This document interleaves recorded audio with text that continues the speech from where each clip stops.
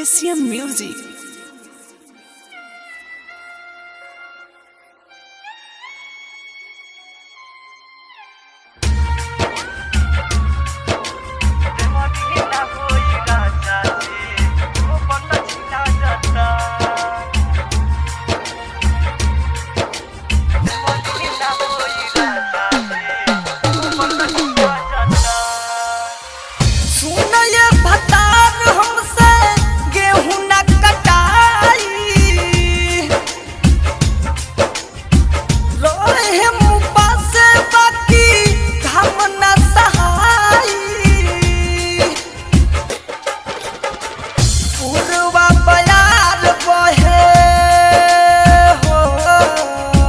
पछुआ बयार बहे उठवा झुरा जाता देवरी ना होई राजा जी जो बन छिया जाता।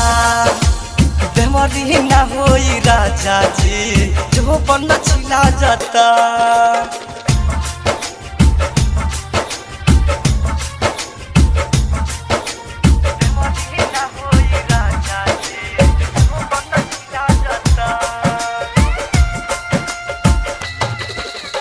Asian music.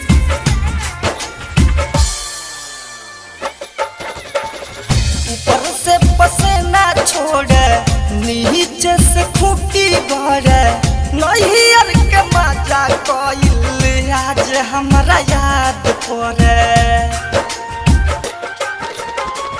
ऊपर से पसीना छोड़े नीचे से खूटी भरे नैहर के मजा कइल आज हमरा याद पड़े। कैसे के बान्ही बोझा हम कैसे के बान्ही बोझा हम हथवा पीरा जाता।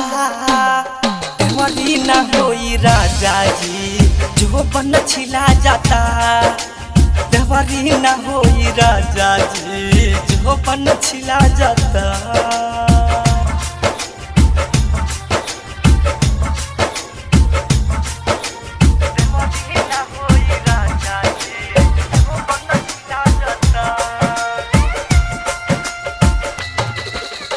Asian music.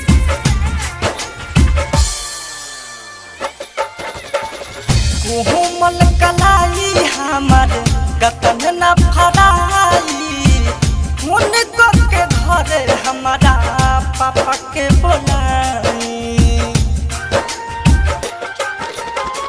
कोमल कलाई हमार गतन न फराई मन के घरे हमारा पापा के बोलाई।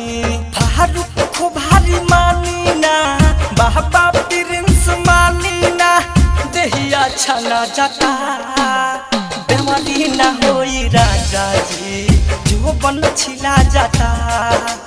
देवरी ना होई राजा जी जो बन छिला जाता।